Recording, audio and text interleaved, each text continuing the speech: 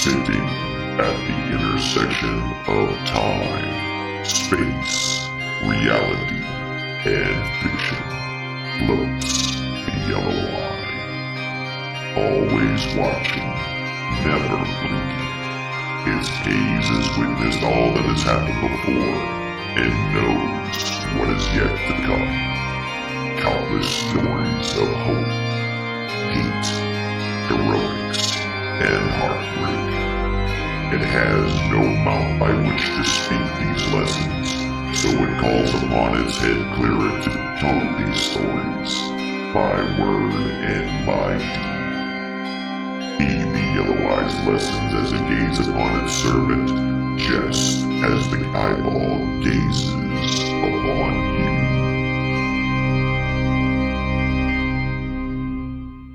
you. Our story has already begun. Welcome in. It's a day that I'm normally off, but today they did a bomb. They dropped a bomb on my face. And because they dropped the bomb on my face, here we are. Here we are as a family. Oh, what is that smell? That's right. It was not Goober this time. So essentially, Dungeons and Dragons did an announcement that they are starting up their playtests for what they're calling 1D&D, which is the next iteration. They mentioned that the current player's handbook came out in 2014, and I didn't realize that 5th edition has been out for 10 years now. And then it dawned on me, I'm like, holy shit, it has been 10 years since 5th edition came out. So now they're doing what they're basically calling 1D&D. Now, first I want to go over like the reveal trailer, because the reveal trailer has so much in it that's kind of like the plethora of all the things that are going around with it.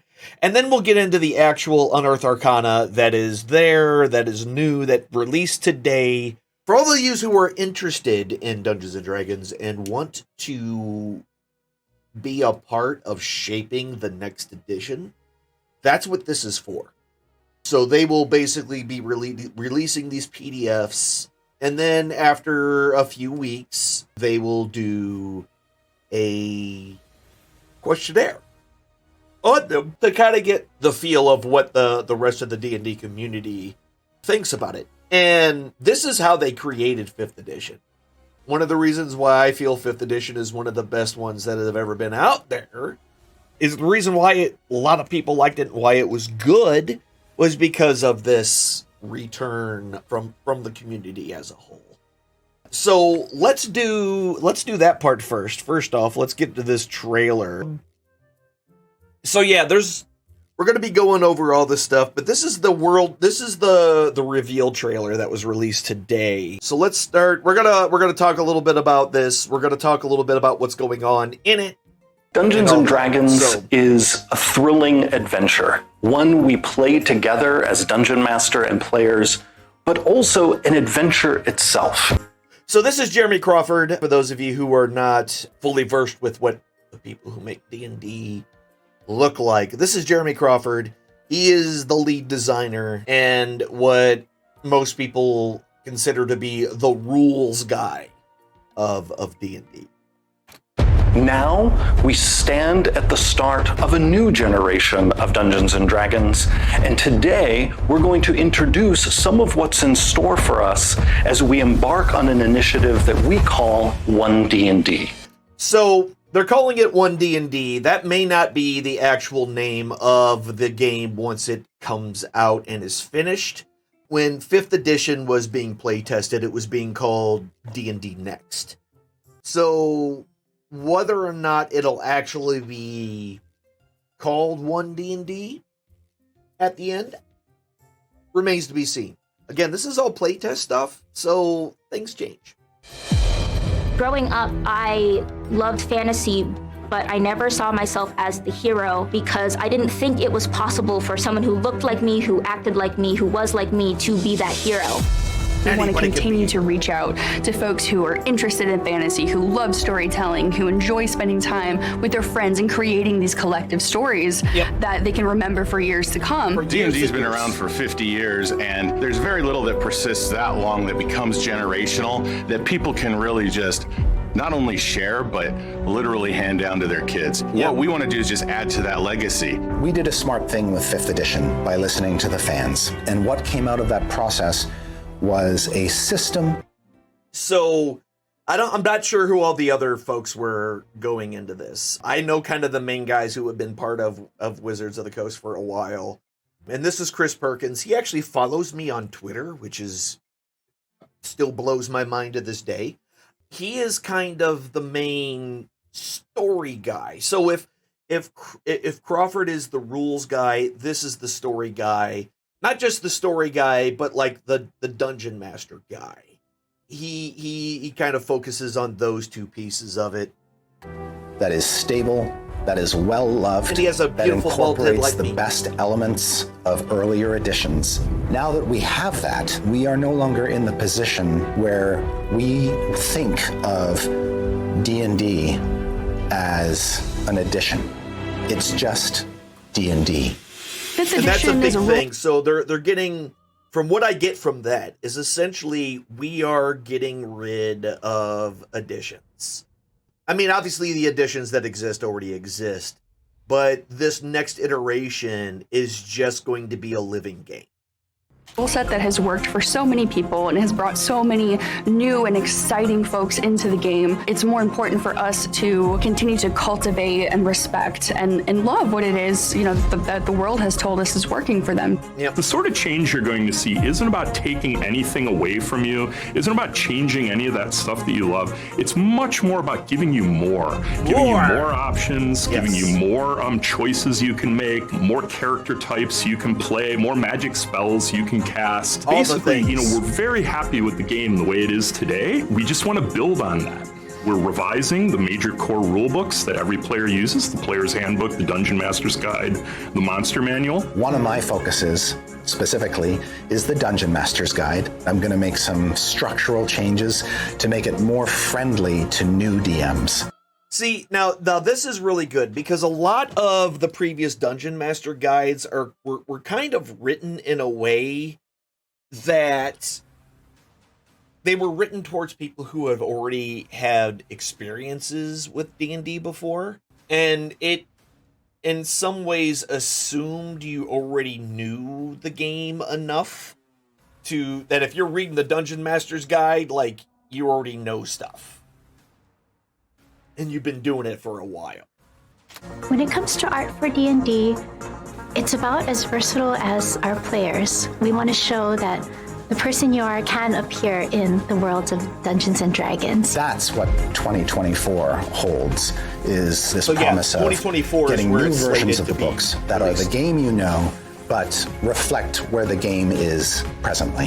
One D&D has 3 pillars, and one is the rule set, which is built on the base of 5th edition, but updated. We're building upon the rules that have been established, the storytelling, and expanding our world and our rule system. So one of the things with some of the recent books like Tasha's and all those introduced a lot of new character options that didn't exist before, and just different ways of like building your characters and things like that.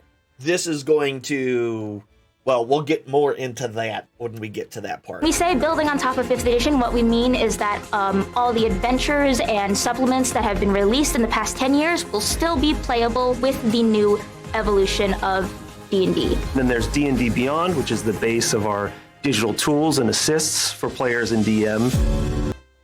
So D&D Beyond was purchased by Wizards of the Coast, and essentially, well, Currently, players are cobbling together all kinds of different apps and websites to have a true integrated D&D experience. Yeah. What we want to do is actually just provide all the tools that the players need to play themselves in one space. Right now, with the acquisition of D&D Beyond, we've already started to dip our toe into digital, and it was a fantastic partnership that we have going, but we can add more. Digital physical bundles is something that we've wanted to do for a long time. Digital physical bundles. You have no idea how happy that makes me, who likes to buy the books, but then also has to go and buy the same book again for Fantasy Grounds. Because I only play online. And I could not buy the physical book, but I like owning the physical books. I like owning them.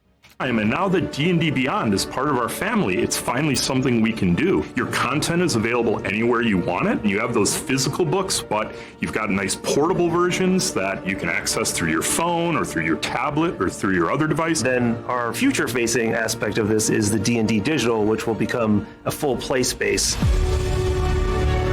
for you to have. Okay, this part here, I lost my shit on when I watched this earlier today when it first popped up. Just, oh my god. Experiences that are more immersive. Right now we're in early development of our digital experience. We can play a game, roll some dice, see the miniatures moving around in a 3D play space, but that's just the core of it. So we chose the Unreal Engine for several reasons. Reason number one, make it... I want to point out that what you're looking at is the pre-alpha footage of the game. It's a literal virtual tabletop, but they did it in such a way that it still looks like the little figures like you would have at an actual table. It looked dope. That's the first thing. And if you are, and of course this is just speculation on my part, but if you can start building like your own 3D model, and maybe you're just piecemealing different parts, right, to kind of combine them together to make something as close as possible to your character to have on the table. I mean, I could see that. I could see just all sorts of fun little ways to personalize your individual icons and things like that. Number two is take care of the lazy DM, because we're all lazy DMs. Yes, we are. Ease of use means being able to access all of the tools that you need in order to get the adventure started. So we use a camera technique called tilt shift.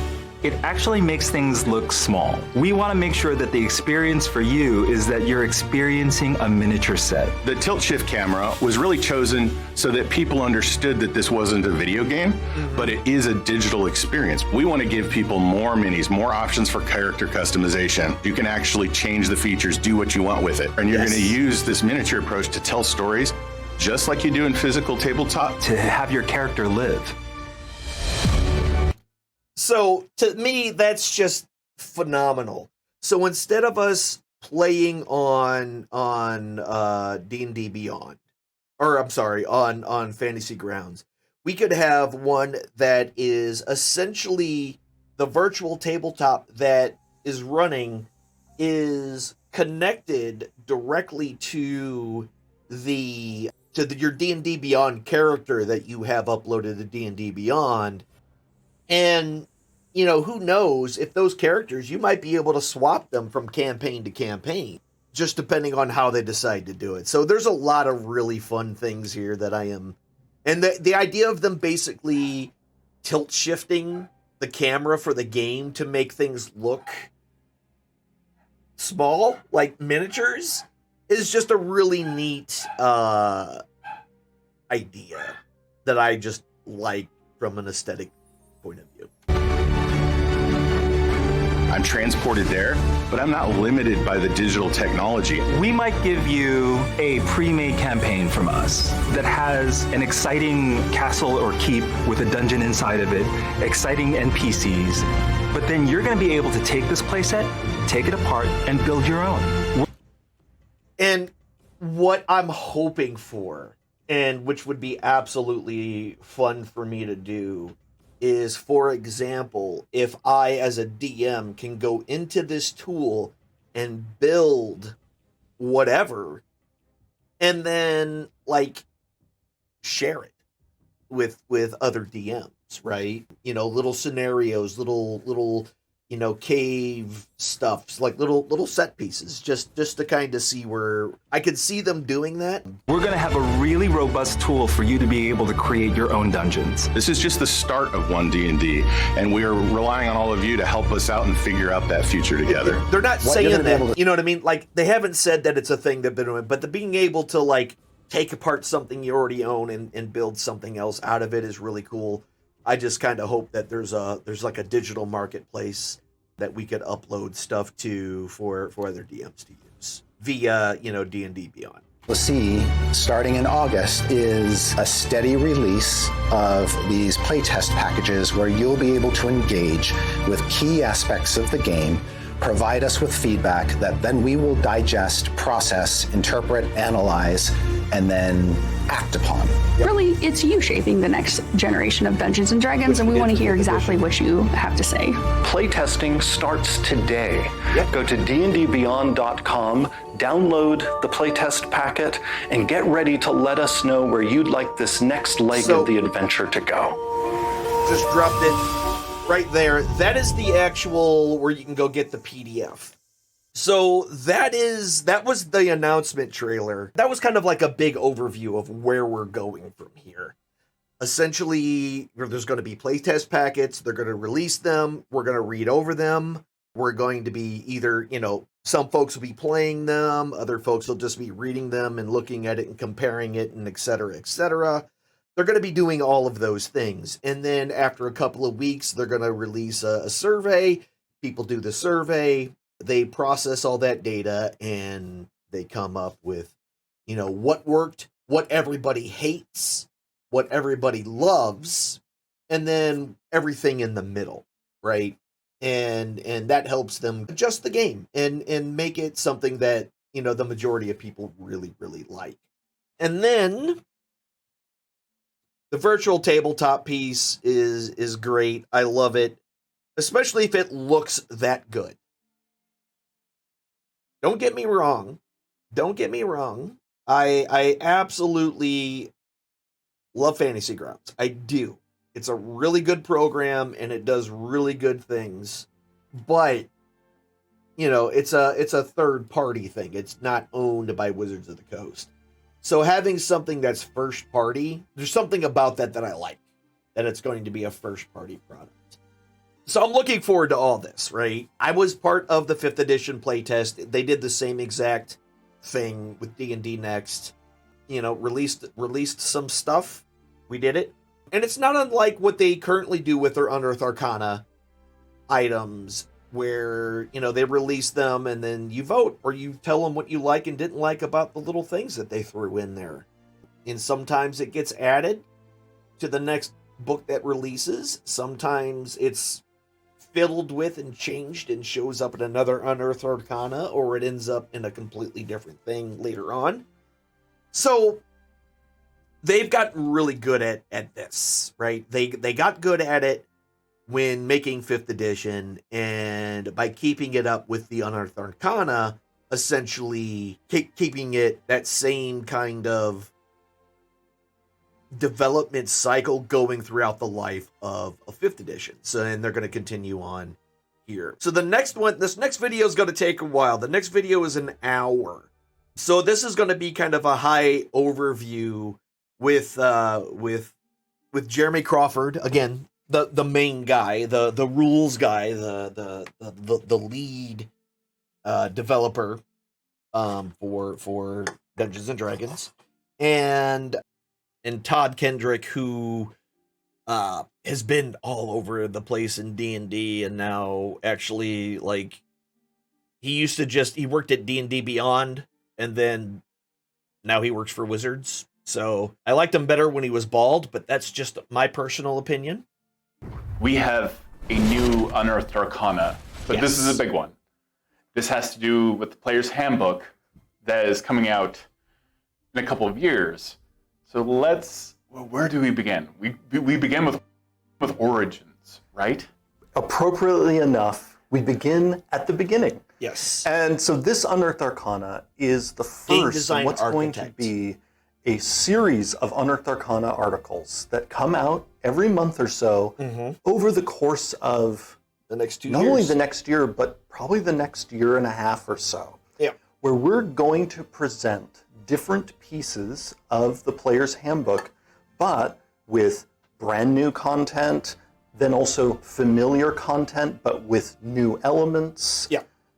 Updates. I've read the documentation. This is the already, chance for D&D fans to let us know what they think, to really lend their voice to the chorus of D&D fans that will be really letting us know where they want us to go next. That's right. With this game that many of us have been playing for decades, and so many people have been playing since the 5th edition Player's Handbook came out in 2014. Still blows my mind that it's been 10 years. With this first one, we thought, well, 8, but still, why not start at the start? And that is figuring out where your character in D&D, where did they come from? Yep. Where did they go? So when we say your character origin, that's what we're talking about. What in your backstory helped shape who you are and was formative for you before you became an adventurer?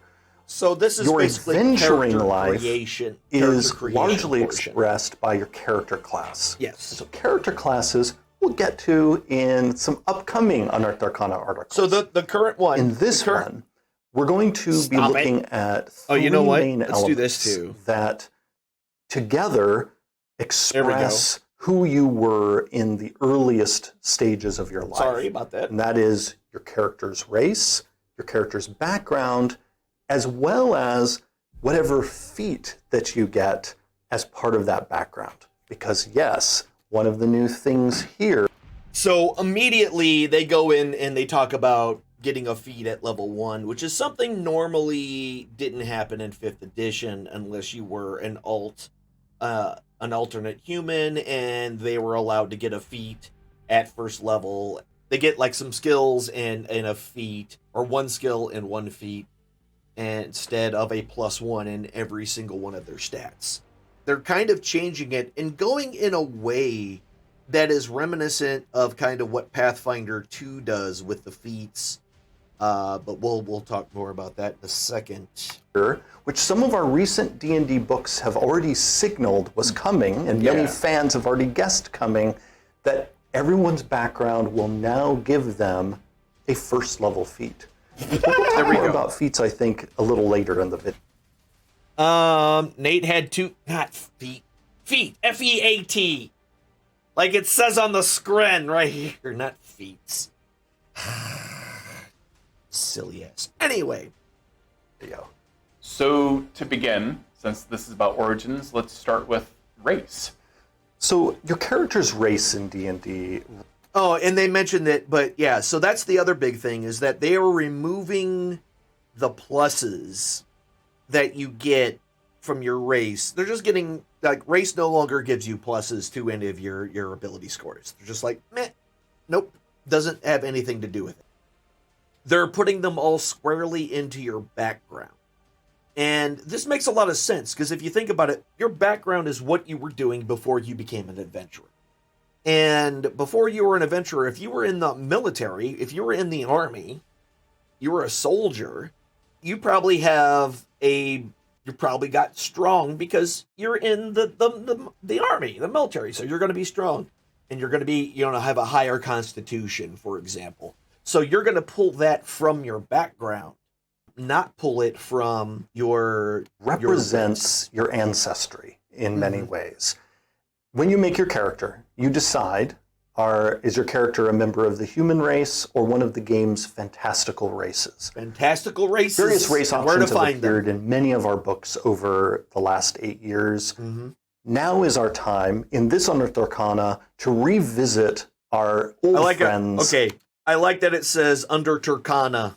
And I liked how the CC messed it up for Unearthed Arcana. The races that are in the Player's Handbook. And so here we're going to be able to look at, all of us together as D&D fans, the latest versions of humans, elves, dwarves, and others. Many Tieflings, familiar orcs. aspects of those races are still here. You do. Many of I the have traits that people have been using for the last 8 years, Yep. they're right here on the page. Yep.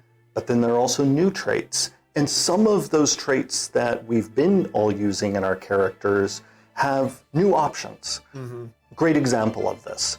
In the dwarf, you still have stone cunning. Yes. But now, a dwarf, as long as they're in contact with stone in some way, whether they're standing on it, touching it, dwarves now, a certain number of times per day, can give themselves tremor sense, meaning they can sense through the earth itself if there are creatures nearby.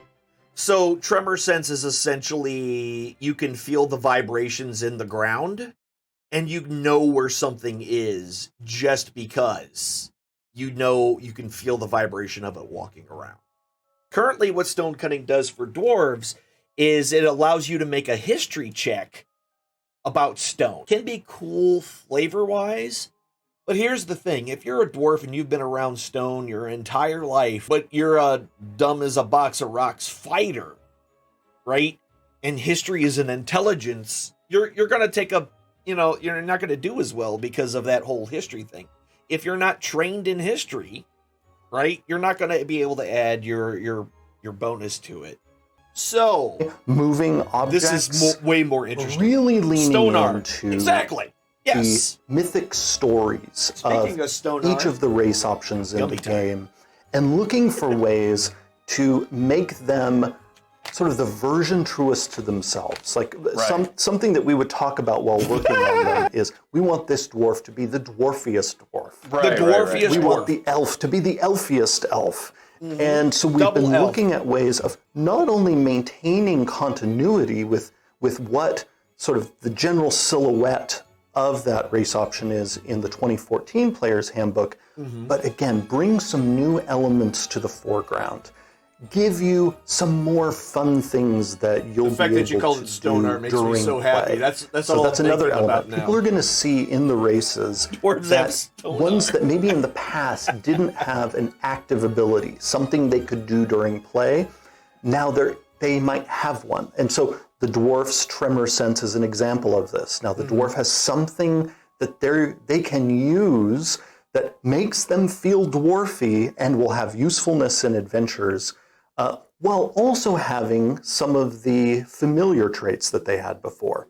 And really, if you think about it, again, like doing the whole history thing, going back to like even if you take all the stats and everything out, just because you know how old a stone is or how much time or how long it's been here when it was carved, all that kind of shit, like it had its place, but it wasn't mechanically in a lot of ways that interesting. This essentially, even if a dwarf, because of tremor sense, you can see where you'll know where invisible people are.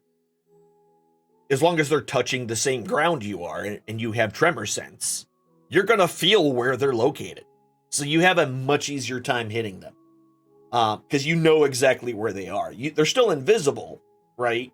But the resistance to poison, for instance, still here. I love the narrative hook of that just because if you're a miner, if you are a tunnel digger, like in a war, you are extremely sensitive to vibrations. Yes. You're just ultra aware all the time. So that's perfect for that playable race. Exactly. And you will get to see things like that in all of them, where we took something that was there before, and often it's just we turned up the volume. What can we do to this to make it even more fun?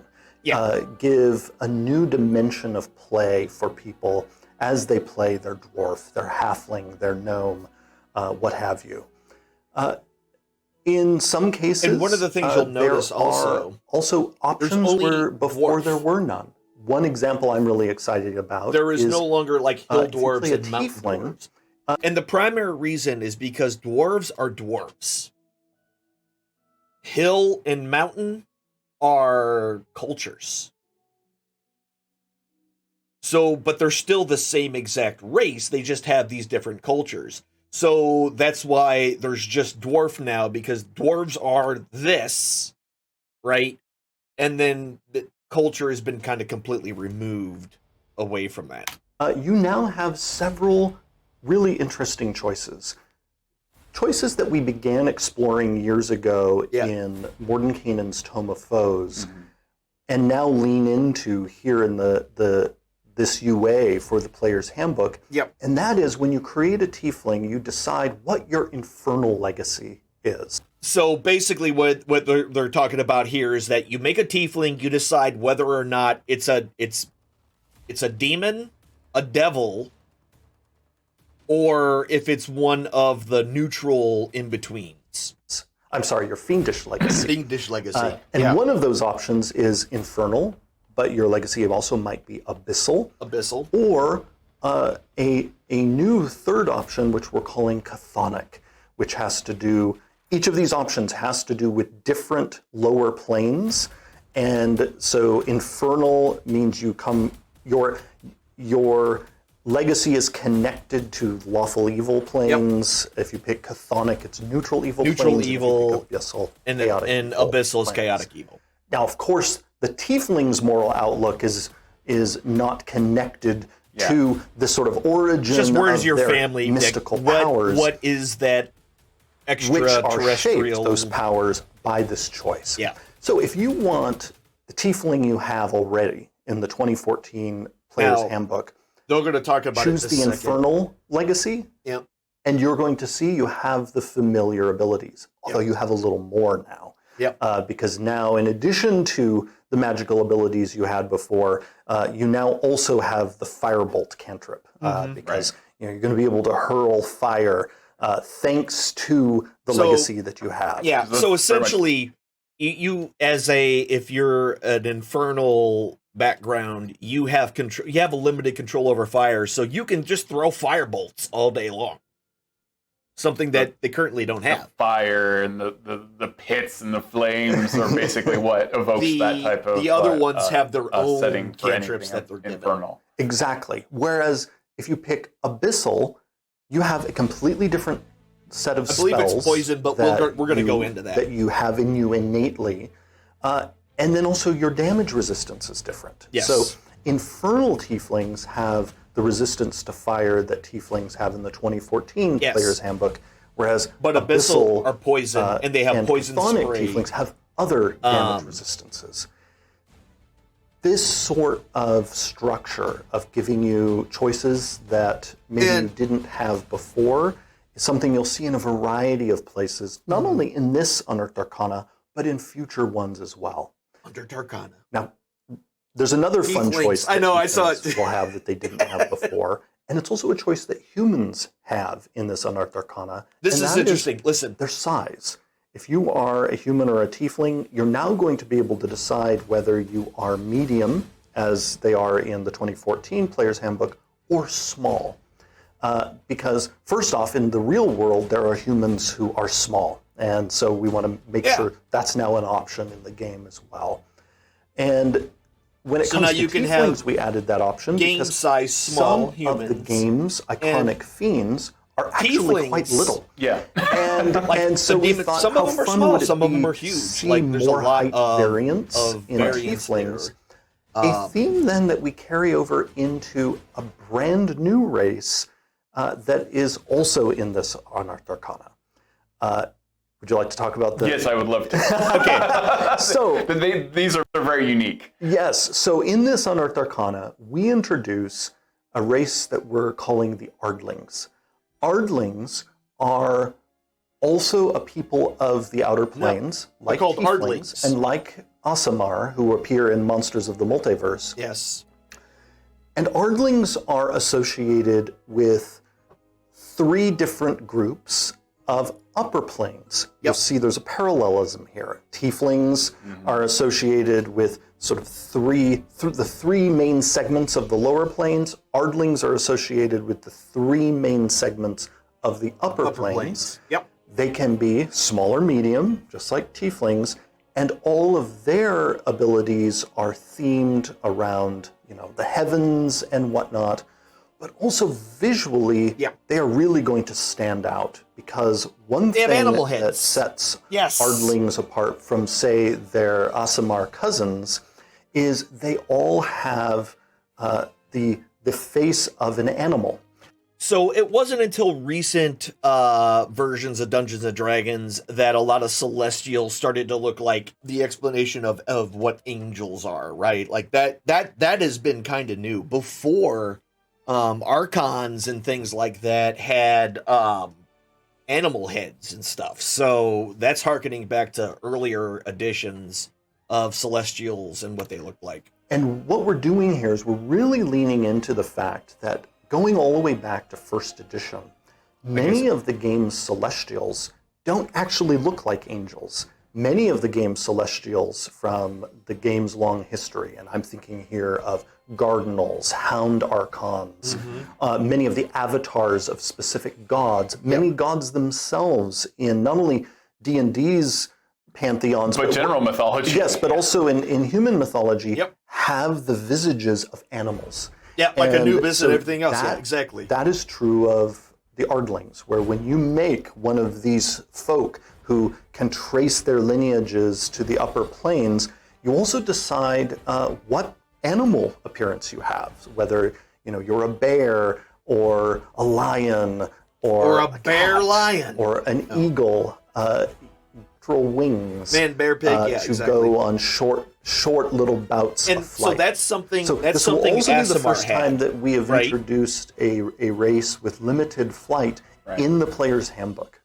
Right, and we saw that in a previous UA as well. But yeah, this limited flight, because flight is an interesting thing. Yes. It can be. And this flight definitely is just for little bouts, because the Ardlings do not have physical wings all the time, but they can channel their connection to the upper planes to temporarily have these. They are, I don't know if they're completely removing half-orcs, but the half-orc is not in the current documentation. Orc is. A full orc is. So then they talk about what you do as when, like, if you have a someone who is both, who has parents of two different races or whatever, essentially you pick one or the other as your start, but your physical appearance can be whatever you want. They'll go into that here in a little bit. And then you just take their average of how long they live, and there you go. These luminous wings that they use to, maybe reach a hard to reach place. I like to imagine that, some of them, especially with their animal features, might sometimes just use this ability to get everything that cat is completely stranded up there in the tree. Nothing nefarious.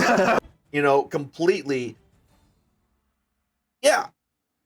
If you wanted to, but yeah, so that's kind of something that maybe they'll change in the future. This is all what it is right now. Man, dwarf orc, dwarmorc, a dork. It's a dwarf orc. It's a dork. Right. Although just as tieflings determine their own moral compasses, this is true of Ardlings as well. Yeah. So. Just because, I want to skip might through have a been little from bit. Mount Celestia doesn't mean your dwarf, 6'5", shares the moral outlook from the exalted, heavenly, or idyllic legacy. Wow, interesting. Yeah, no, that will require some thought. Yeah, and because just as in the tiefling, that choice then gives them spells and everything else. All right. Presumably is the orc. So the orc is another new race for the player's handbook that appears here. This is the first time that they people put who have Monsters of the Multiverse will see this orc as the orc from that book. And we've decided that because for many, many years the orc has been playable, it's long past time for the orc to graduate to the player's handbook. Right. And so many people play them. Yes. And, they should probably take goblins their too, place but that's just my opinion. Next to this Shut other up, cast Goober. of characters. So I'm excited that orcs are now going to be there in the game's core rulebook. Yep. But man, Tieflings got there first. We also have backgrounds, and backgrounds have become so much more important than they were before. Yes. And they're going to go into this, but basically the background, something that, but like the way it is now, they're like, hey, here's a list of all the backgrounds you can choose from. Oh, and here's how you make your own back. That's basically how they did it in the current version. In the new version, they say you make your own, and this is how you make your own background. And then they're like, and, if you're having trouble coming up with your own, here's some ones we've made for you to give you an idea. We offer to players now officially. This is something people have been doing in their games for many years. Yeah. In a sort of story space between your race choice and your background choice, we encourage you to consider the possibility that your character might have parents of different humanoid kinds. Yep. One parent This is what might I was be a talking dwarf, about. the other one might be a halfling. One parent might be a human, and the other one might be an orc. Some of these pairings the game has embraced in the past. Yeah. We're now opening it up half-orcs to encourage people and to realize many pairings are possible. And when you do it, what you do is you choose one of those. Basically, you choose the parent that gives your character your game traits. Right. Yep. But then you can mix together the visual qualities of the two to determine how your character looks. And so you have two options to draw from for the aesthetic of your character, and then again you choose which one is giving you. And again, your this is special all playtest, traits, so your they might change character's that. Size and speed, that sort of thing. And like you said, players have been doing this. So we're going to really skip through some of it. for me because of how we essentially deconstructed them into their component parts, Yep. examined each part, and then reassembled them. And so the first thing that people are going to see is that the default option now for your This is what I was talking about. is to build your own. Build your own background. In the right off the bat. 2014 Player's Handbook, we had a bunch of backgrounds you could choose from. And then we had a rule that said if you want to customize a background, here's how you do it. Yep.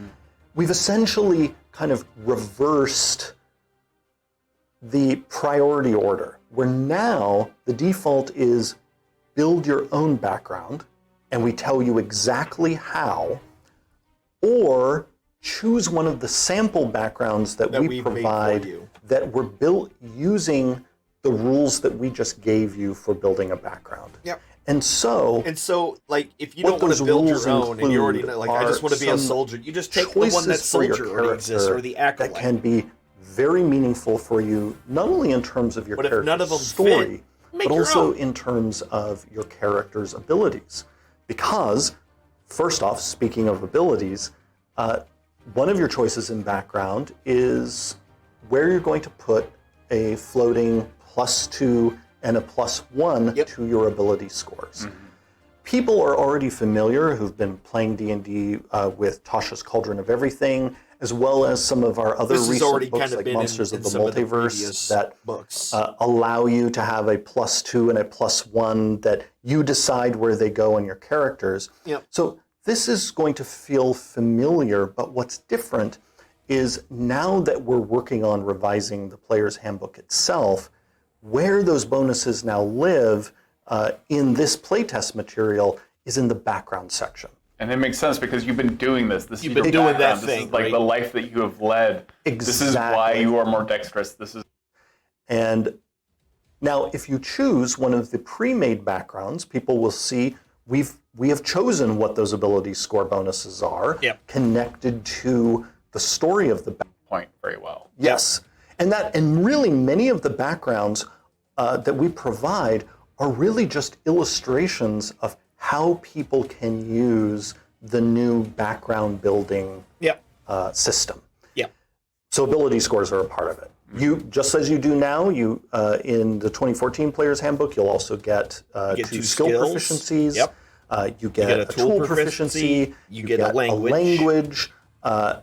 And here's something also good. get a starting package of equipment, and even in our deconstruction and rebuilding process, even all those equipment packages have been examined because we're embracing this build-your-own approach. One of the things we needed to do was make it so that all the backgrounds have equipment packages of the same value. Yeah. Yes. That was a big thing that I don't like. Some of y'all may probably have noticed, but some backgrounds got more equipment than other backgrounds did. Like, and it was bad. It could, you know, it made a big difference sometimes on your starting wealth.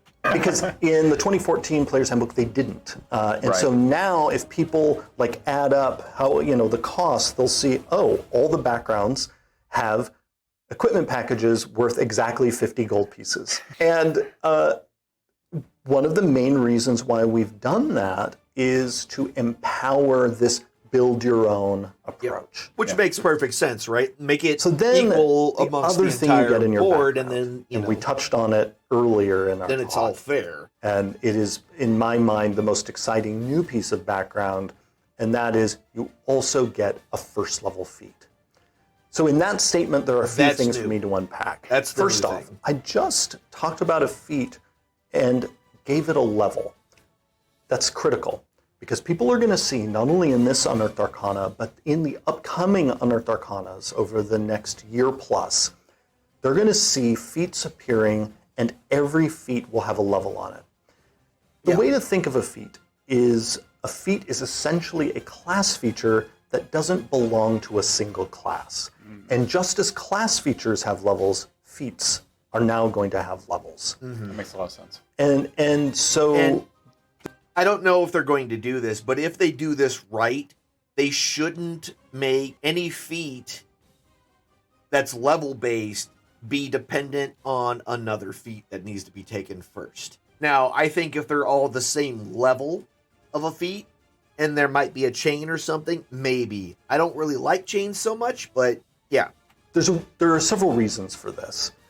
One, because we're really embracing feats in certain parts of this playtest process, backgrounds being one of the main parts of the game where we're doing that, we want to make sure that feat selection is not overwhelming. And one way for us to make it so that it's not overwhelming is to break feats up into smaller groups. There you go. And one of those ways that we're doing that is with levels. So for instance, if something in the game tells you, go pick a first level feat, then you know immediately, well, then I can ignore all the feats in this book that are for 4th level, that are for 20th level, or any other level that might be on the feats.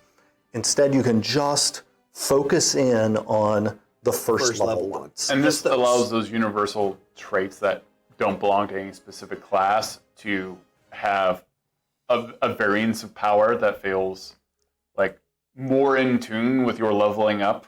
Exactly. Like it allows you not to like, I'm just picking from the same pool of list feats of as I've always done. Like, no, you can get a feat that is much more strong. Bigger, better, not only sexier. that, but also something people are going to see is that when you examine the first level feats in this Unearthed Arcana, if you're familiar with the feats that have been in the game in the last 8 years, which I am, some of them have, in addition to including some sort of special benefit, have often also included a +1 to one of your ability scores. Yeah. You'll notice reading this document, none of these feats have a +1 to an ability score. Yes. And that's intentional because that is actually one of the signs that you're looking at a first level feat. Yeah, because so when you see some higher of level the feats higher may level give you a feats bonus. in our upcoming Unearthed Arcanas, some of those feats will still have a +1 to a particular ability score. Yep. But again, one of the signs of a first level feat is no they bonuses. don't include that. Yeah. And keep that in mind as we decide what qualifies as a first level feat and what doesn't. Yeah. Basically, anything that's going to dramatically increase character power in some way, people are not going to see as a first level feat. No. So let's move forward a little bit here. If you pick the sailor, you're going to get Tavern Brawler. And, and the reason for that is because in the little story that we provide for the sailor, it's because on your long journeys, you have spent a whole lot of time in taverns, in different ports of call. And in the process, you've gotten really good at participating in brawls. Whereas, like criminal, you get alert, I believe. Yes. Because that makes sense. Yes, because you want to be very alert. So that's kind of how they're like. Of the and again, but you're building it. If Exactly. you're building your own, Exactly. you can come And, up with what feat you want. People are going to see Cultist, Pilgrim, and a number of others, all meant to show a different aspect of a character's life that could have been formative in who they are. Yeah, and it's such a good, it helps for a point of inspiration how you role play your character as well. Yeah. And add like the meaningfulness of the backgrounds. Yep. Like races, those elements now exist in background. Yeah. That migration of sort of culturally encoded elements migrating to background is a philosophy that informs a number of the design. Going back to what I was talking about with the dwarves, which goes on a little bit about spells, changing them instead of just being divine and arcane.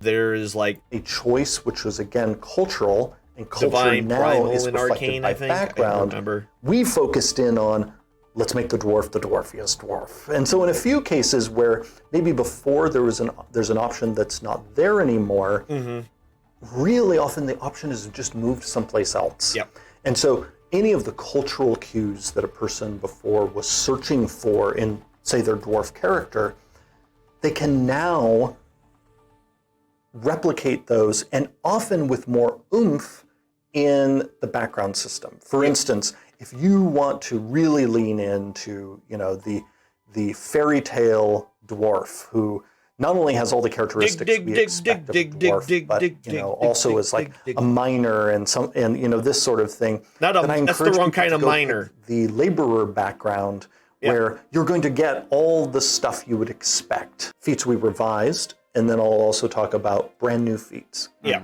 So here we go, the alert feat. Now first level feat that, again, the criminal has.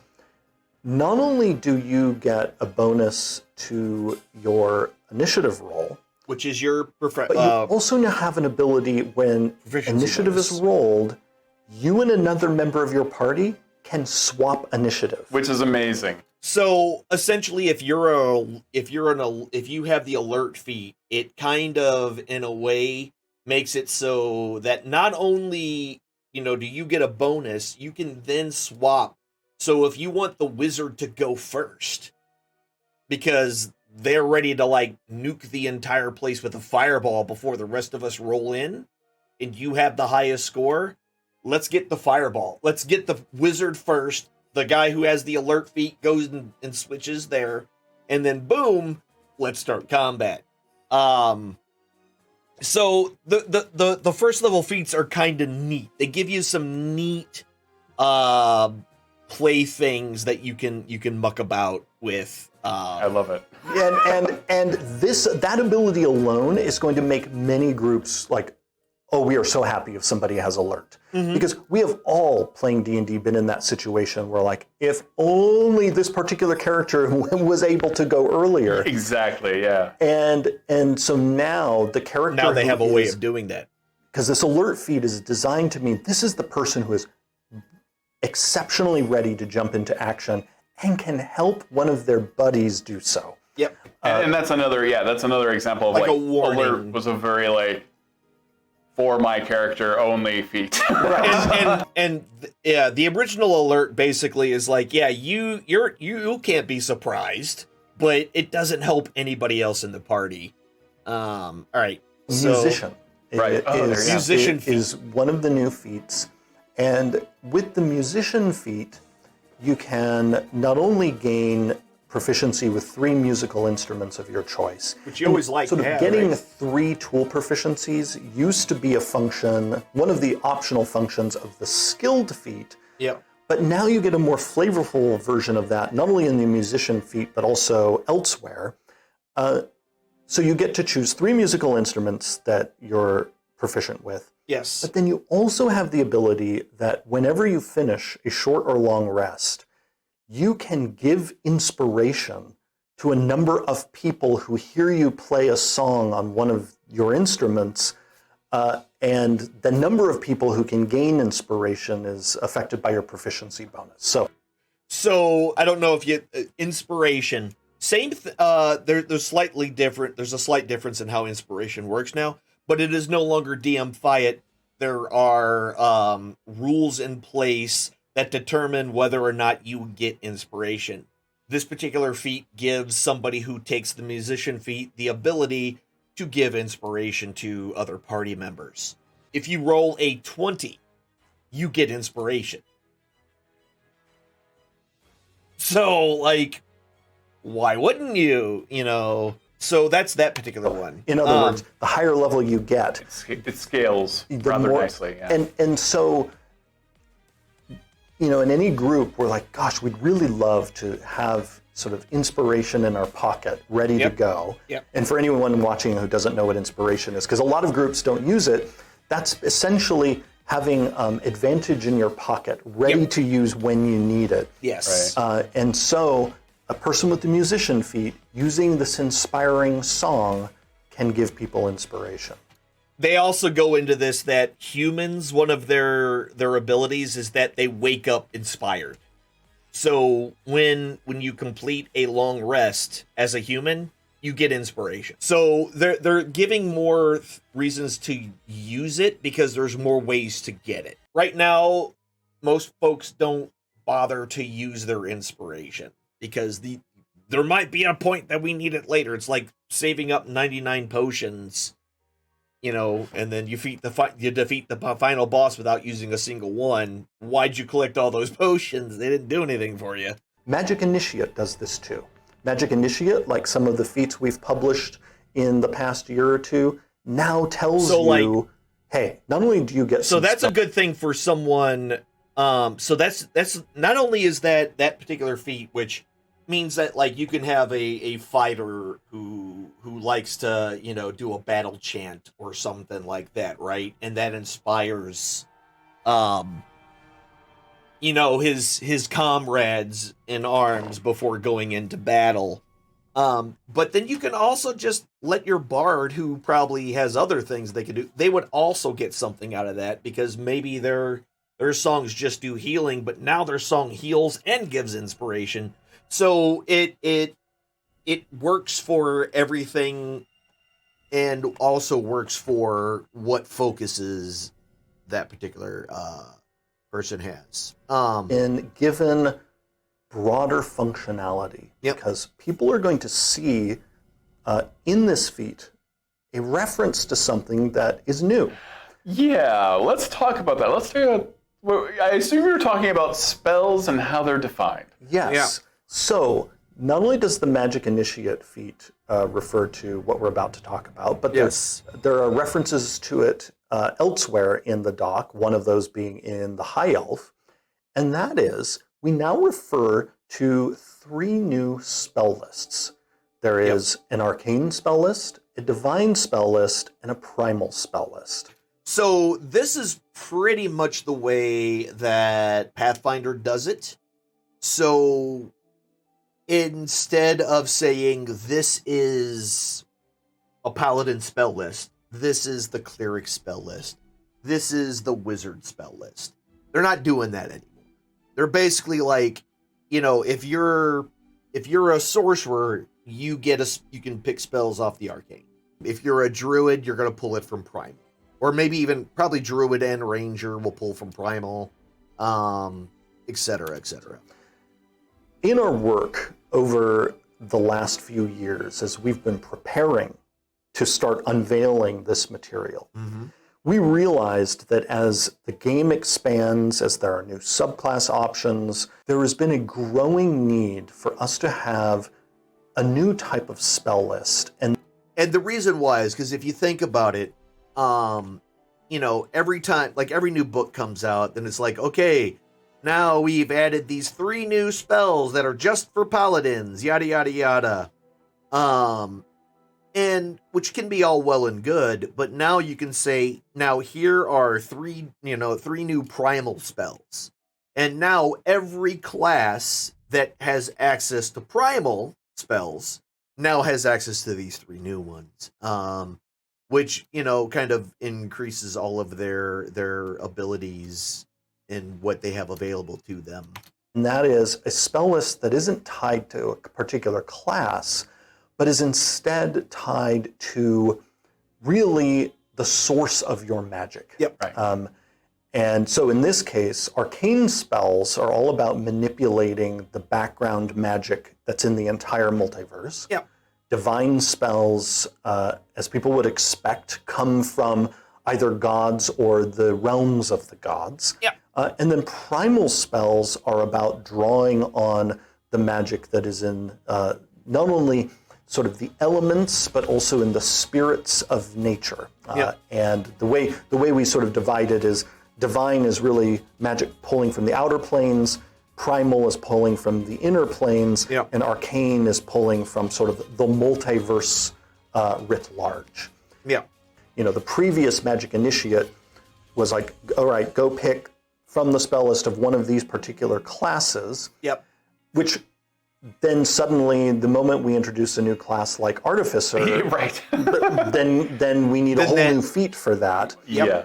Exactly. This feat now grows with the future of the game, because now anytime that we introduce a spell or a class the spell that itself uses will have for you a tag that tells you if it's arcane, divine, or primal, or a mix, because some spells, as people are going to see in some of our upcoming Unearthed Arcana, fall into multiple categories. Yeah.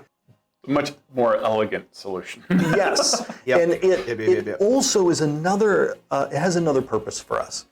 It's a way for us to take this notion of these sources of magic, which are mentioned, at least arcane and divine are, Yes. in the 2014 Player's Handbook. Yes. But now we actually sort of give them rules teeth. Now Rather than they're just sort of being a story wrapper, as arcane and divine and then occasionally primal when it has been mentioned, have really just been a flavor wrapper. Now they actually have mean something. substance in the game itself. That there is a list that you can go look at and go, but again, that's for future us. And that's in the future. One of the other characters. That's a new in thing your for group. inspiration. So if you get inspiration and you already have it, you can give that inspiration Tweak to the rule someone on else. inspirations so that it's still the same, that you can only ever have one instant of inspiration. You don't get a stockpile inspiration. So you either have it or you don't. But we've now made it so that if something in the game gives you inspiration and you already have it, you can then immediately give it to one of the other characters in your group. Oh, that's fantastic.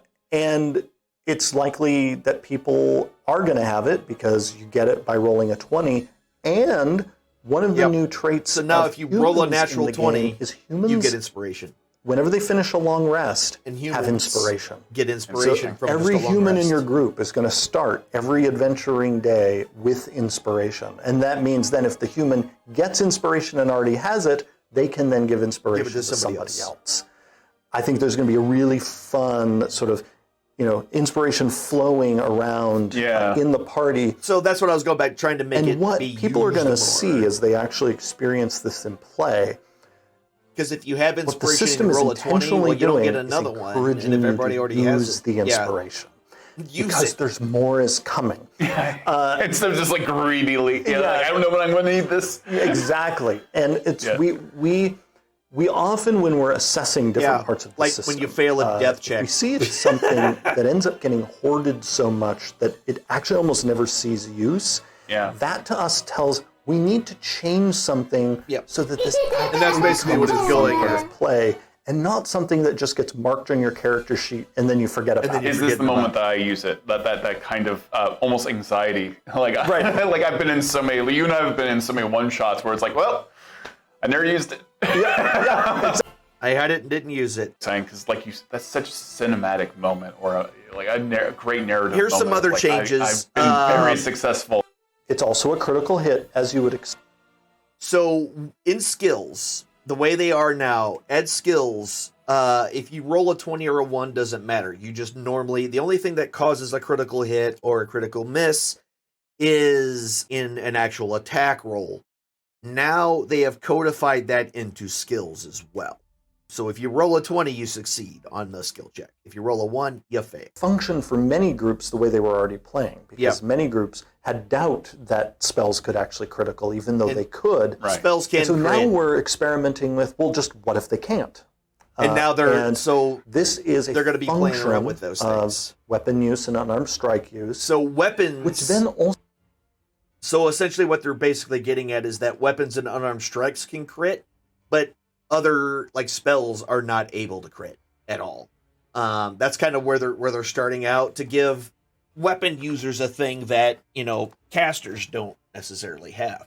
So yeah, a caster can hit an attack, but they can never actually do massive damage with any of their attacks. Also allows for us to do greater clarity, because then there's not that fuzziness before of like take the dice that were involved in the attack and roll them twice. Yeah. No, we zoom way in. It's take the weapon or the unarmed strikes dice and roll them a second time. Yep. Now, of course, people know that some people don't have dice for their unarmed strikes, but monks and others do. First, they there's can be actually a feat terrifying. for that. Higher level, terrifying is fine. First level, terrifying can mean the character's gone. So crits are extremely dangerous at low levels for player characters. That bugbear critting your first level character might mean that's it. Your character is on their way to the grave. Yeah. But then other times, because of how a monster's damage expression is built, a monster critical hit can feel unsatisfying. And the DM might say there was a crit, but the math doesn't really deliver the punch that of a crit. You were expecting like when you're, the DM especially like if you roll 2 1s. Also, because a lot of DMs use static damage, our crit roll where you're rolling a die a second time, there's friction between that rule and how monsters are actually designed. And then there's a further reason that we're experimenting with this, and that is monsters actually already have their own built-in crit-like mechanic. Yes, they do. And that is the recharge mechanic. Yes. We use recharge abilities. Most of the time you see that with a lot of those like dragons. Scary, massive strikes. So their breath weapon Think of the can dragon's come breath back. weapon. When that happens, they use it and it does a massive everyone is amount put of on damage. notice, and that is the scary moment. But then the DM every turn after decides that, when there's a to use chance it. he can get it back. So the DM can make an informed decision when to crank up the difficulty in a battle. Yep. The DM has no control over a critical hit. Now, uncertainty is also fun because we like DMs being surprised. Yes. But that's where the recharge roll comes in, because the DM, once the DM decides to essentially press the things are going to get Nuke real everything button, they get the button back. they're not sure when they get the button back. Yeah. And so there is already this element of uncertainty purposefully built into the recharge mechanic. Yeah, so imagine getting it twice in a row, which can happen. Is this notion of really monsters don't need crits because they have crits in another form, and that is in recharge abilities. So what you're basically hearing there is that monsters will not be able to crit you. Characters will no longer be crit by monsters.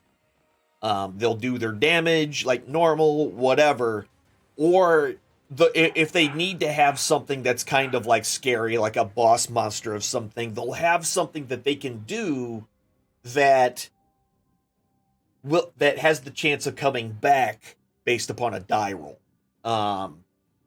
So, no more taking, what was it, 2d4 piercing damage and 6d6 poison damage. Is that what killed you? Killed your character, Pingus, or knocked him down? Because a freaking snake got a crit on you? And those, the DM has a bit more control over, even though it's not total control, because again, once used, the DM doesn't know when it's coming back. Yeah. That modicum of control is more in keeping with what we expect for a dungeon master. Okay. And so we're exploring the crit as essentially a special ability of player characters, of occasionally they score these surprisingly good hits that deal more damage than the weapon or unarmed strike would normally deal. This is a rule I am very keen to get feedback on, and hope people will try it out in their game, and then we'll see where we go next. We'll see where we go once we get the feedback on it. Yeah. Related to rolling the d20, there's also another significant thing in the rules glossary that I encourage people to take a look at. We're going to go into that. And that is, otherwise, all this material works with the core books you already have. Yeah. Meaning, the UAs that are ahead will be very targeted, rather than... So...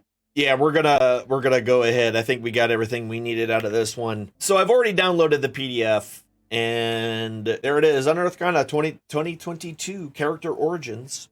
So this is essentially the actual document that you can download for free and kind of look over and see what you like about it, what you don't like about it. We're going to essentially kind of go through this, not verbatim in any way, shape, or form, but we're going to go through like the really important parts, especially things that are very different from how it was done before. First thing, you're like, okay, here's what we got. We got character races, we got backgrounds, we got our starting languages, we have our feats, and we have a rules glossary.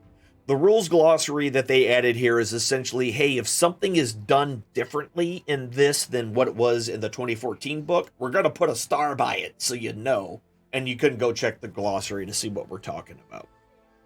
And as always, this is playtest material. When you give them feedback, this shit can change. It could become something completely different. It could become something, new. It could be used exactly as is because everyone but you loved it. Things will develop and change as it goes. So now they talk about like power level, yada, yada, yada. What they're basically saying is that if we find some options that are super extra powerful for the level that we initially give it to you to see and experience, it's real easy for us to say, okay, yeah, we got it. We just wanted you to use it. Oh, it's way too strong for first level. All right, if we make it 8th level, is it more in line? Okay, it is cool. So just those are some of the other things they'll talk about. Creature type. They put a star by it, but it's basically the same thing as before. If you scroll all the way down to the grapple, those are all the extra. So the creature types: aberrations, fiends, beasts, giants, celestial, humanoids, construct, monstrosity, dragons, oozes, elemental plants, fae, and undead. They're essentially, there's a lot of different creature types that exist out there, and there are some abilities and things that only work. Like if you get a sword of dragon slaying, it does extra damage against dragon type monsters, but doesn't do extra against anybody else. So they don't necessarily, they do inform you as to what things can be done to it, but they themselves don't have any rules like directly associated. There was that, the size, we talked about size a little bit. So the size, speed, all that's the exact same. Lifespan, that's all the same. None of that changes. Very few, I don't think I've ever had any character that continued to be a player character live to old age. I've had plenty of player characters that then became NPCs then died of old age in the future, but yeah. And then special traits, yada, yada, yada. Then they go into the background, so that's the way they were talking about before. You got your ability score bonuses, you get 2 skill proficiencies, you get a tool, 1 language, and you get that first level feat that you acquire based upon whatever your background is, and then your equipment, right? Which is what backgrounds are now, but there's just a different way of doing it. So basically they're saying once you put all that stuff together, that gives you your fertile soil for building everything else off. And here's where they actually go into the children of different humanoid kinds. where they go into that. If you'd like to play a child of such a wondrous pairing, choose two race options that are humanoid to rep your parents. Then determine which of those provides your game traits. So one's going to supply your size, speed, and whatever special traits, and then mix and match everything else for any of the other pairings. Now, this is something that you could do before, right? It didn't change anything. They're just basically putting it out there. And what this does is that people can like, I don't like that. I would rather be able to take, like one trait from each parent or something like that, and that's all going to be part of the playtest process. So when we talk about humans, right, they're humanoid, of course. So they're either going to be small or medium. So you get to choose whether or not you're going to be small or medium as a human. And we know that you could also do that with tieflings and the ardlings. So but they still have the same speed no matter if you're a bit smaller or medium. They live about 80 years. So here we go. The resourceful. So every time you finish a long rest, you gain inspiration. Skillful. You gain proficiency in one skill of your choice. So essentially, if you're a human, you get inspiration every morning. You gain another skill. And you get the skilled feat or another first level feat of your choice. So the skilled feat, which we can go into. All right, skilled, first level feat. Here we go. You have an exceptional broad learning. You choose 3 skills which you lack proficiency, and you gain proficiency with those skills. So if you want to be a true, if you want to be like a true skill monkey, being a human, because you get you get the versatile, that you can get the skilled feat with it, which gives you 3 more skills. Being human can give you like a lot of knobs to turn and twist. So your ardling, so that's basically, that's all that there's no pluses or anything like that. So a lot of these are exactly what was alternate human type in the current version is gaining the skill, gaining a feat, and the bonuses, right? But ability bonuses no longer exist in the race, so it doesn't matter. So the next are the ardlings. These are essentially the opposite of the tiefling. They're going to be either small, they're still going to move, small or medium, they're going to move. They're either going to be exalted or the chaotic good, heavenly is the lawful good, and idyllic is just neutral good. Like these are kind of where you came from. And so as a bonus action, you can sprout spectral reams and fly up number of feet equal to your speed, and you fall at the end of it. And you can use this bonus action a number of times equal to your proficiency bonus.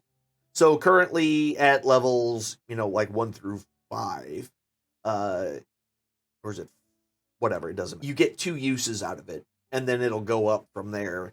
And, they may change the way proficiencies work, but as of right now, that's what it's basically set up as. So they all can do that. So if you're exalted, you can have a cat head. These basically, hey, here's the suggested heads for these particular ones. And at first level, you get this spell. At third level, you're going to get this spell, and at fifth, you're going to have this spell. Essentially, if you don't have spell slots, you get to cast each one of these once per long rest. If you have a class that has spell slots, you can actually use these spell slot or use these abilities with your spell slots you have available from your class. And on top of all that, these guys are resistant to radiant. There we go. That's the majority of the ardlings. I'm trying to just do the high level. I don't want to dig too deep into a lot of this because a lot of it's the same. And I do highly suggest you all go and read it for yourselves and kind of see what it says. Ardlings are pretty much new, but we watched that part of it in the video, so not super pushed in on that. All right, now the next one. Let's talk about Dragonborn. Dragons and people in their image. So it kind of goes over to something like this are all the very thing, but Dragonborns are basically wingless bipedal dragons with big bones. They're big bone, depending on their ancestry and whatnot. They are all humanoid. They're all 5 to 7 foot tall. They live about 80 years. So depending on what kind of dragon background you had determines what kind of damage type. So blue dragons are lightning, black are for acid, brass for fire, bronze, lightning, copper, acid, and it goes through the rest of them. Silver and white for cold. So this is something that they did change. As an action, you exhale a destructive energy in a 15-foot cone. Now, in the current version, it depends on your background what the shape of the breath weapon is in, whether it's a line or anything. Right now, everything is a cone. So no matter who you are, you have a cone. And this is actually a really good... the way they were talking about basically making it scalable. So if you create... If they release the Gem Dragon stuff, we'll just say, like, they release a dragon that does necrotic. Okay, now you can just add it to this list. Okay, this was my predecessor. I have a cone of necrotic damage that I can puke out my face. And if they fail, they take 1d10 plus your character level in damage. And they take half as much on a save. Now, damage resistance, that's, again, you're resistant to whatever it is for the dragon that you come from. Dark vision, and then draw can, and then you know the language of dragons.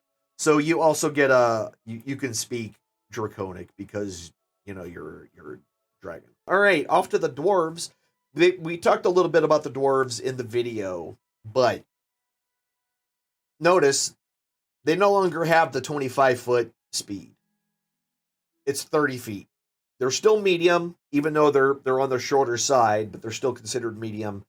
They have the dark vision, right, which is something they've had forever. You're resistant to any kind of poison damage at any advantage on saving throws to avoid or end the poison condition. Dwarven toughness, you get +1 hit point every level. And you can work with all sorts of tools. And lastly, stone cunning, which is now you get tremor sense for 10 minutes on a stone surface that you're touching at that time. Now we go to elves. Again, elves haven't changed. This is all pretty much the same. Dark vision. What's different now is your elven lineage, which determines if various things. Like if you're a drow, your dark vision goes from 120 or goes from 60 feet to 120 feet, and you know how to do dancing lights. And then at third level you get, so it's the same, pretty much the same kind of spells like the Ardlings and the Tieflings get. Is the first like 5 levels is showing you what spells you get. And this is again just for the playtest. This list could keep going. I don't know if it does, but it could. So that's your elven lineage stuff, and you get the other ones, and you have advantage on saving throws to avoid or end the charm conditions. You have proficiency in perception, and you don't need to sleep. Magic can't put you to sleep, and you can do a long rest in 4 hours. Everyone else has to take 8 hours. They go through that at the bottom, but we'll glance over that anyway. So, and then our woods are basically the drow, the high elves, and the wood elves, which have been kind of the 3 primary sects of elves. They do have like sea elves and things like that, but as far as like the player's handbook is concerned, those are your 3 primary types of elves. Next, our gnome. Again, dark vision, intelligence, wisdom, charisma, saving throws. You have an advantage on all of them. And your gnomish information. Let's see, does it actually have... Okay, so it's going through this way. So for forest gnomes, they know the minor illusion cantrip. You can also cast speak with animals with that trait. Another times equal to your proficiency bonus. And long rest. So minor illusion and then speak with animals spell that you can cast one. Are high elves from Colorado? They can be. Rock gnomes know mending and prestidigitation. And in addition, you can spend 10 minutes casting prestidigitation to create a tiny clockwork device. So essentially, these rock gnomes, they kind of put the tinker gnome piece in with them. You can have up to 3 in existence, and each one dismantles itself 8 hours after its creation. So it just falls apart. But then you could just take the 10 gold and make something else the next day. Go to our halflings. All right, humanoids, small, again, 30 feet. So there has not so far been a difference on speed at all so far. Everyone's got a speed of 30 feet. So halflings, advantage on saving throws to avoid or end the frightened condition. That's pretty much exactly what they already have. You can move through a space of any creature that is of a size larger than yours, but you can't stop there. That is another thing that halflings can do, essentially move through enemy spots, something that normally isn't allowed, but they can do it. Luck, when you roll a 1 on the d20 of a test, you can now re-roll that die, but you must use the real roll, or the new roll. So essentially, it lets you re-roll once if you're a halfling. Could be helpful. And then proficiency in stealth by just normal. Now, orcs, they basically have the same exact stuff that they have in the books that we have now, which is a lot of the stuff from half orc. But again, if your parents are human and an orc, you choose which one you want to use for the flavor, right? Your actual in-game abilities. And then you can make yourself look like whatever you want between the two of them. So Adrenaline Rush is that you can take a dash as a bonus action, and when you do that, you gain a number of temporary hit points equal to your proficiency bonus. So essentially, run into battle, and you can take a little more damage than what you normally would be able to take because of that Adrenaline Rush. Dark Vision is you have a dark vision of 60 feet. Powerful build, basically, even though you're medium, when it comes to carrying capacity, you're considered large, which means you can carry a whole lot more than other people. And Relentless Endurance, when you're reduced to 0 hit points but not killed outright, you can instead drop to 1 hit point, which is, again, what half orcs and orcs have right now.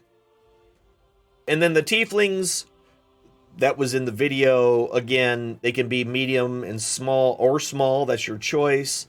Your Fiendish Legacy, whether or not you're part of the which evil plane you're whether it's chaos or whatnot. The Abyssal is poison, is what you're resistant to poison damage, and poison spray. Resistance to necrotic for false life, and then Infernal is resistance to fire, and you can cast Firebolt. So they went over that. So that's essentially the main character stuff. When we were talking about building your background, when you deal your abilities, choose 2 of them, increase 1 by 2 and the other by 1. Alternatively, choose 3 ability scores and increase each of them by 1. Your choice. You get 2 skills, you get a tool, you get a language, you get your first level feat, and then the equipment. Your character gains 50 gold pieces to spend on starting equipment. The character keeps any unspent GP as spare coin. So everything is now the same. It's the same value from the background. So just kind of a quick deal, right? You got your ability scores for the Acolyte, +2 wisdom, +1 intelligence. Your insight and religion for your proficiencies. Calligraphy because you're probably writing a lot of shit. And you know how to speak Celestial. And that's what okay, this is my background. And because of that, I want to go ahead and take Magic Initiate as my first level feat. And here it's like a book of prayers, some supplies, holy symbol. And again, all of these are 100% made by just using this right here. These are just like ready-made if you don't want to dick around with it. There we go. So those are they've got quite a few of these. Like a farmer, +2 constitution, +1 wisdom. But you just make your own and put in what you want, as long as it makes story sense from where you grew up and how you did things. Hermits, nobles. This one comes with parfum, a laborer. So yeah, we'll go through all that. Starting languages are the same. Nothing's different here. Your common. So they did add common sign language. This is not something that they had explicitly put in any of the books previously, but now it's codified. Hey, look, common sign language is a thing that exists in the worlds of Dungeons and Dragons. And then you got your rare languages. So all this is pretty much the same. They did add like Druidic as its own language, which is, but normally you can only be a druid to get it. But with the way that you can build your own background, I mean, maybe you're not a druid, but you were raised by druids, so you happen to know Druidic, right?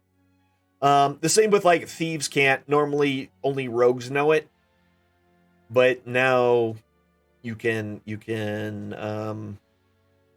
give it to just about anyone as long as it makes, thematic sense. So let's talk about our feats. Since this is actually something new to this, they talk about basically it has a level, whether it has any prerequisites, and whether or not it's repeatable. So if it's repeatable, you can take it more than one time. We're not going to go through like every single one, because in the end, they're all going to be very similar as far as, what they kind of give. Not super powerful for a first level, but they do give you something interesting. Like we were talking about before with Alert, you get proficiency in initiative. So when you roll initiative, you can add your proficiency bonus to that roll. And you get initiative swap. So after everyone rolls initiative, you can swap yours with the initiative of one willing ally in the same combat. So that's that whole, I'm going first, but I'm going to let the mage go first, or, So tool proficiency. This one, if you have this particular feat, you know a lot about crafting, so you get a tool proficiency, which makes sense. When you buy any kind of non-magical item, you get it for 20% less because you know how to haggle. So like your swords are going to be cheaper and everything else that you need to buy. And then you can craft things faster as well. So if something normally takes 5 days, for example, it'll only take 4 days if you're the one that's making it. Healer lets you have Battle Medic, which allows you to basically use a healing kit, and it allows you to go to someone and they expend one of their hit dice and you roll their hit dice in order to heal them. Normally, you can't do that in the current one. You can stabilize people, but you can't like give them actual healing back. And then you get healing rerolls. Whenever you roll a dice to determine the number of hit points you restore with a spell or this feat's battle medic benefit, you can reroll the die if it's a 1. But you got to take the new roll. So what these do, right? If you roll a 1 here, you get to roll again.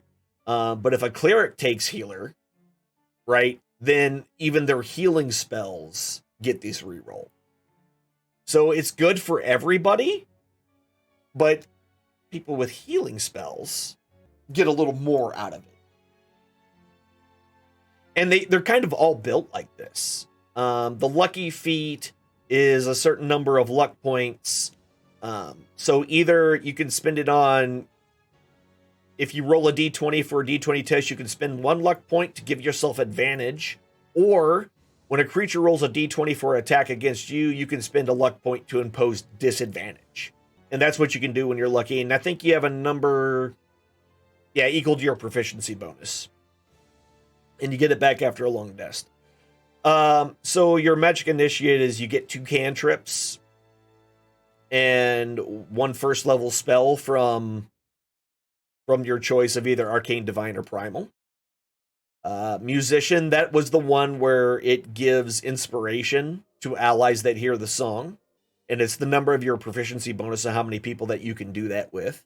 So again, anybody can do this and it helps anybody. But, a bard can get a little more out of their own spells with this. Their own singing and abilities, right? Savage attacker, when you take the attack action and hit a target with a weapon as part of that action, you can roll the weapon's damage dice twice and use either roll against the target. So essentially, this is like advantage, but with damage. So you could roll 2d10 and take the higher of the 2 if you're doing damage. So Savage Attacker, might be really good for any kind of melee fighter. Skilled, we went over that. That was a little bit where you get 3 perfect skills. Tavern Brawler. This one, I read this one, and the last one of this one made me laugh. So, enhanced unarmed strikes. When you hit with your unarmed strike and deal damage, you deal bludgeoning damage equals to 1d4 plus your strength modifier, instead of the normal damage of unarmed strike, which is 1 point, pretty much for everybody. So 1d4 plus your strength. Whenever you roll damage die for your unarmed strike, you can re-roll the die if it's a 1, but you got to take the new roll. When you hit a creature with an unarmed strike as part of an attack action on your turn, you can deal damage to the target and push it 5 feet away. So notice, like, and here's the thing, if you were any kind of unarmed fighter, well, the monk, this improves your regular monk unarmed strikes as well. So, like, this first one won't help you so much, but the rest of them will. But this last one here cracks me up. Furniture as weapons. You can wield furniture as a weapon. Using the rules of the Great Club for the small or medium furniture and the rules of the club for tiny furniture. So essentially, like, when you pick up a bar stool and smack someone over the head with it, it acts like it acts like a Great Club, essentially. I just thought that was hilarious. I just like that as a flavor option. Tough is extra hit points. I think it's 2 per level. And so when we go over the glossary, not a lot. We talked about the arcane spells, essentially ambient magic from the multiverse, artisan's tools, or any kind of tool. We already know what artisan tools are. Artisan tools, the category tool where the character can gain tool proficiency for a list in there on there. But ignore the prices. All the tools now cost 15 gold. So they basically said every single artisan's tools cost 15, and that's it. So having a kit to do A isn't going to be necessarily more expensive or cheaper than the kit that allows you to do B. They made them all the same price, which from a gameplay perspective makes sense. We already talked about creature types, tests. So before, you were either going to do an attack roll, an ability check, or saving throw. Like, those were the 3 things. They now just umbrella all of them under a phrase called a test. So anytime that you roll a d20, it all falls under that. They did this for a couple of reasons. One, it helps them streamline a few other rules. And if something affects all d20 tests, you know that it affects your saving throws, your ability checks, and your attack rolls. So it'll do everything, without them having to actually write out each individual thing that it does. It just does all d20 tests. So there's that one. And then warranted in any given circumstance. To be warranted, now see, I like this. They added this as a kind of specific thing. A test is warranted in any given circumstance. To be warranted, a d20 test must have a target number no less than 5, but not greater than 30. So essentially, if it's like greater than 30, it'd be like, yeah, you can't do it. No, you don't have that ability. But if it's like a 3, yeah, you can do it, no problem. So don't roll anything if it's between a 5 and unless it's between 5 and a 30. Bottom line. So if you roll a 1 on a d20, the test automatically fails, no matter what the modifiers are. Now, here's the other change. If you roll a 20, not only does the test automatically succeed, they also gain inspiration when rolling the 20. Because it gives, like, being able to do that thing just, gives you that, oh, holy crap, that was amazing. I chopped that dude's head clean off. You know what I mean? Rolling a 20 doesn't bypass limitations on the test, such as range and line of sight. The 20 only bypasses bonuses and penalties to the roll. So you can't throw a knife at someone 600 feet away, roll a 20, and be like, cool, I hit him. No, because it doesn't have that kind of range. So weapons and unarmed strikes have that feature for player characters. Critical hits. If a player character rolls a 20 for an attack roll with a weapon or an unarmed strike, It's also a critical hit. It means extra damage to the target. So it only allows you to re-roll the damage dice of the weapon a second time.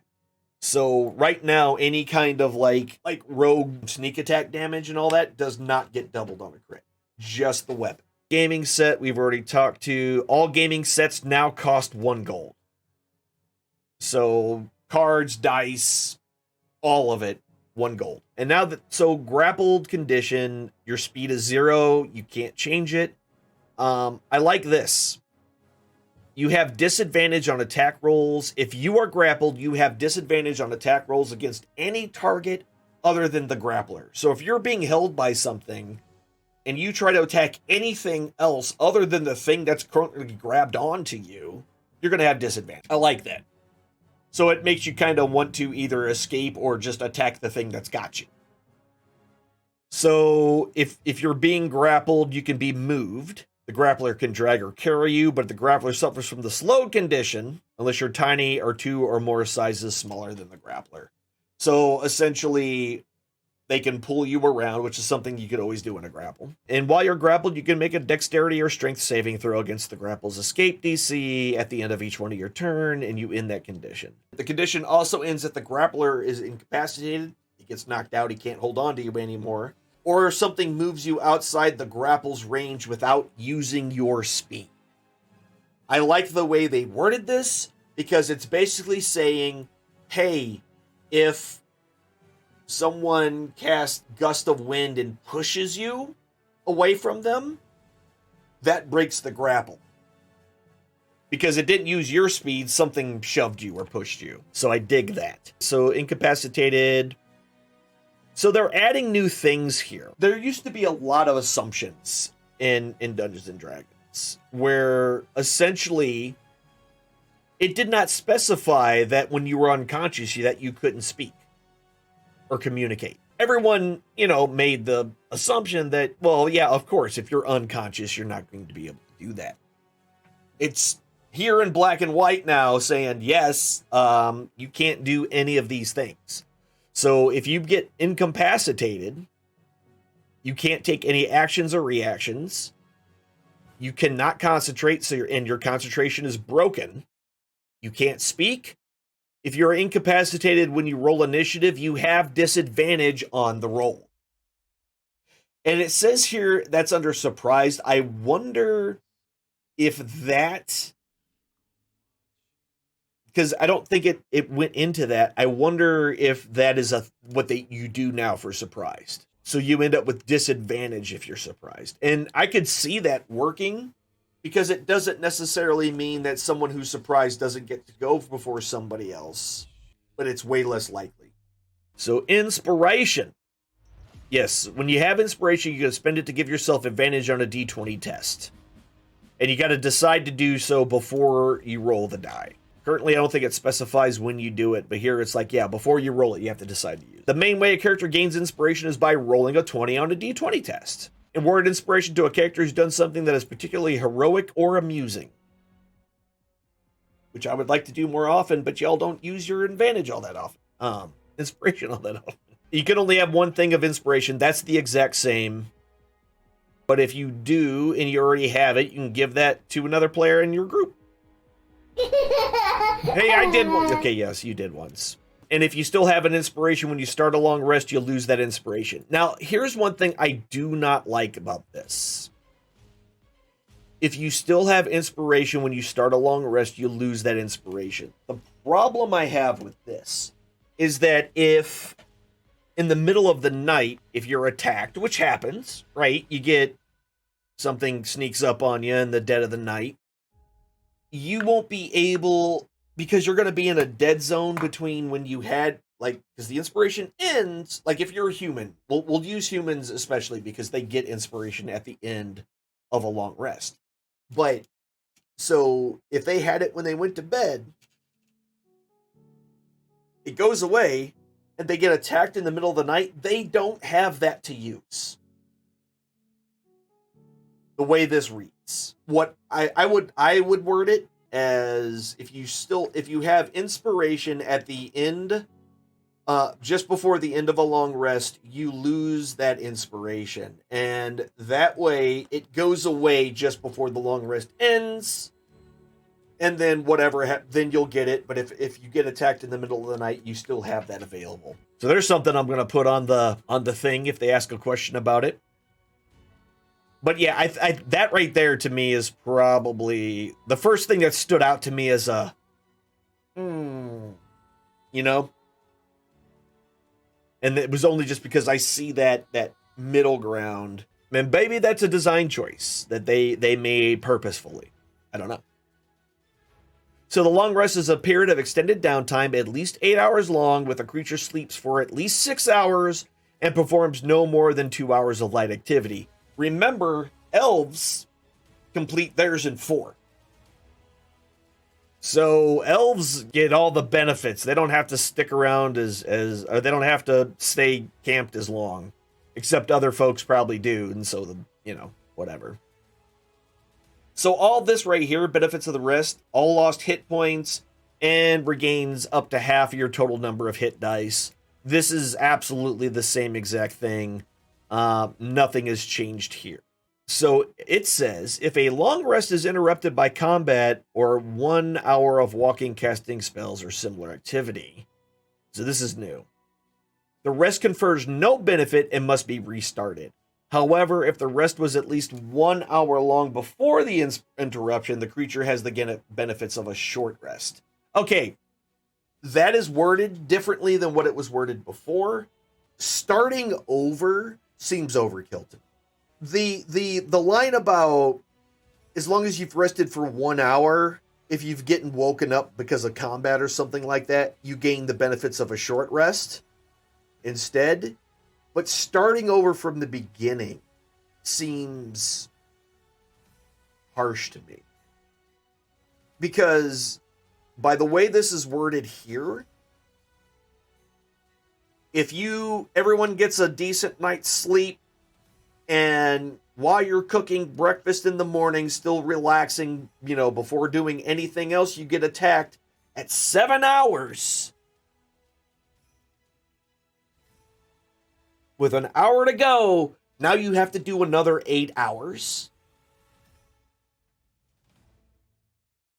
That doesn't sit well with me. I think that's a little much, but that's just me. The way this is now, I probably wouldn't use too many nighttime attacks as this is written right now. But I do like the addition of if you were at least, resting for 1 hour before the interruption happened, you gain the benefits of a short rest. That is a very good distinction, and I like that that's there. Musical instruments. All musical instruments are now 20 gold each. So they did level the playing field, because I think it was like if you needed to get a musical instrument, like the blowpipe or the little pan flute or something was like the cheapest thing you could buy. And then other ones were just like stupidly expensive. So all instruments are now 20 gold. Bramble spells, yes. Slowed. You must spend 1 extra foot of movement for every movement using your speed. Okay, so attacks. Any attack rolls against you have advantage, and you have disadvantage on dexterity saves while you're slowed. All right, it's a little bit different. Incapacitated. Yep. Concentrate is broken. You can't do any of that. Yes, okay. Yeah, so what I was going to talk about, the dwarves getting tremor sense. It's not a form of sight, but it is a form of sensory detection. And so, unarmed strike, bludgeoning damage 1 plus your strength mod. If the target is grappled and the grapple's escape CD, and the grapple's escape is 8 plus your strength mod plus your proficiency bonus. This grapple is possible. No size larger than you, and you have 1 free hand to grab the target. So this is basically talking about unarmed strikes that you can essentially either damage them, you can grapple them, or you can shove them. So you can either push them 5 feet away or knock them prone. And again, they can't be more than 1 size category bigger than you are. Could you imagine like some little halfling, shoving a giant out of the way? No, that doesn't quite work. So again, they broke up the spells into these various new overarching, so just arcane, divine, and primal. And so that's what we have right now for the playtest. You want to get a more in-depth look of all the various feats and everything like that, I do suggest you go ahead and get in it. Even if you don't have any intentions of wanting to shape the new version of Dungeons and Dragons, I personally do, just because it's nice when you feel like you're part of the process. Because I was with 5th edition, and I really liked how 5th edition turned out. I think they're on to something. I would say, this is what I would say. If I were you and you're interested in Dungeons and Dragons, and you play Dungeons and Dragons, and you're interested in where Dungeons and Dragons is going in the future, to go ahead, get in this, and download these Unearthed Arcana. Even if you just kind of want to skim over them and you don't want to give feedback, my suggestion is to definitely go in there, get your feedback, give your feedback, and help shape it. But don't do it if you're not gonna read because if you're not gonna read it, don't go in there not knowing what you're talking about and just being like, this sucks. That's it. We went over the playtest. So essentially we kind of went over the overarching information that was given out in that 6-minute announcement trailer. The super big news, I mean, other than the fact that yes, we're getting a new edition of Dungeons and Dragons, which is, some people might call a big deal. I'm some people, but read the stuff, get a good understanding of it, and give your feedback. If something seems wonky to you, tell them. There's 2 things that I see kind of right off the bat: when you lose inspiration, and having to start over a long rest if it's interrupted. I've been able to run around and go to sleep and then get woke up by something in the middle of the night, and takes an hour or so to get. I'm able to go back to sleep and get up at my normal time. I might be a little tired, but I'm not like unable to function. Maybe they could do something like, maybe you take like a level of exhaustion, which means you move a little slower or something. I don't want to, that seems a bit much based on what exhaustion is right now and how it plays into far too many other things. But you get the once the 8 hours is over with, now the next day you have or hell, make a new condition called tired. That would be the easiest way to do it. If you're woke up in the middle of the night and it's less than this amount of time, then you're just tired the next day, and you get the full benefits of the long rest after that. I don't know. But yeah, I hope y'all enjoyed kind of going through this. I know this was kind of more clinical, I guess, and me just giving my opinions about stuff. But I think it's a good. I'm surprised it's here. But I'm also not. What I'm surprised about is that we're almost at 10 years. Like we're just out of that time frame, and I'm just like, wow. Anyway, we're going to go ahead and get out of here. Be good to yourselves, be good to each other. Remember, you only have one life to live, so does everyone else around you. Try to make their lives better than what it was when you got there, or at a minimum, don't make it worse. I will see y'all tomorrow. Have a great rest of your Friday. Have a great Friday. Have a great weekend. We'll see y'all later.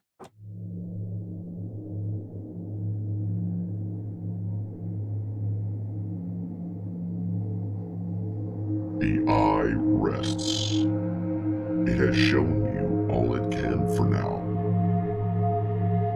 This is not a time for sorrow, but a time for joy. When one chapter ends, another must always begin.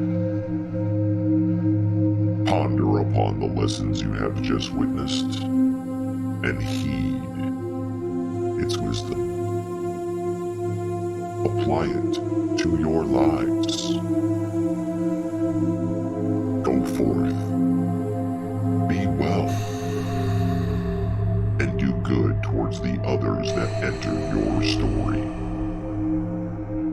Let your chapter and their book